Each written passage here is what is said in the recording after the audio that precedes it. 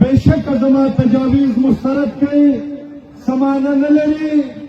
اولنې خبره زما ورو دا ده چې نن د ټول باجوړ ولس په اتفاق سره یو فیصله او یو مطالبه کوي چې 20 کاله خونړی جنګ چې په دې خاوره باندې وشو د هغې د کرکجن او د تلخ نتایجو په رڼا کې نن موږ دا فیصله کوو چې نن د پات د باجوړ په خاوره نه جنګ منو نه ټوپک منو نه د طاقت استعمال منو او نه اپریشن منو.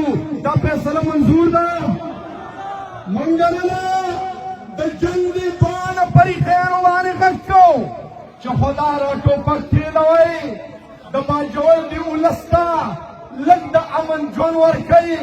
20 کاله موږ د ټوپک د سوري لاندې ورځې تېرې کړلې که د یو فریقه ټوپک د شریعت په نوم راغښتی دی. موږ د باجوړ مسلمانان د شریعت خلاف نه یو نو موږ ولې وژنئ؟ که د بل فریق ټوپک د امن په نوم راغښتی موږ د امن او د پاکستان خلاف نه یو نو موږ ولې وژنئ؟ موږ شریعت هم منو، موږ پاکستان هم منو. خو 20 کاله وشو نه په ټوپک باندې شریعت راغی نه په ټوپک باندې امن راغی. دواړه فریقین ټوپک کېلوئ د امن لاس خپله کوي د قوم ته امن ورکوي. دا فیصله تاسو ته منظور ده ټولو باجوړو ولس ته.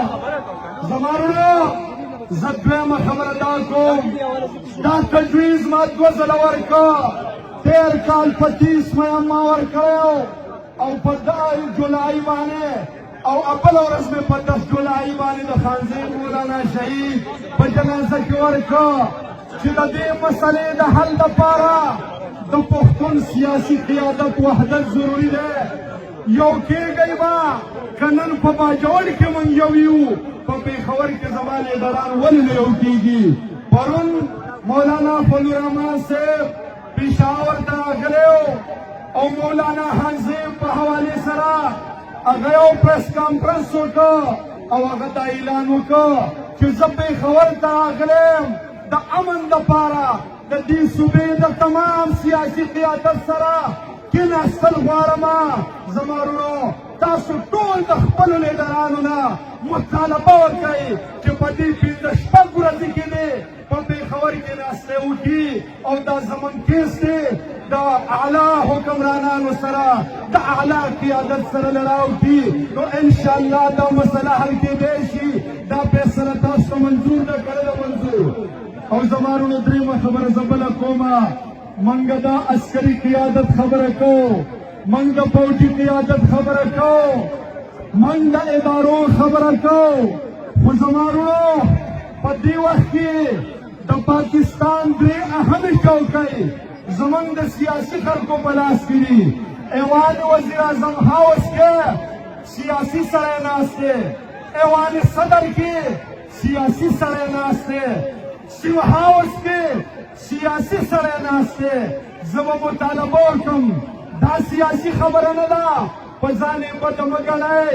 د وزیرستان نه د باجوړه پورې د مسلم لیگ کارکن لاړ شه او شهباز شریف ته کښېنه.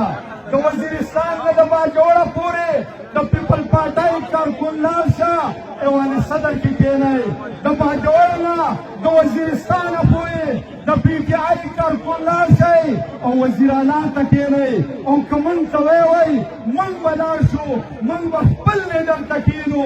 دې خلکو ته کښېنئ چې اپریشن یې به کوئ. پالیسي میکر خلک دی دي که اپریشن یې کوي که امن راولي که بدامني راولي دا خلک یې راولي. او زه یو آخره خبره بله کوم وروڼو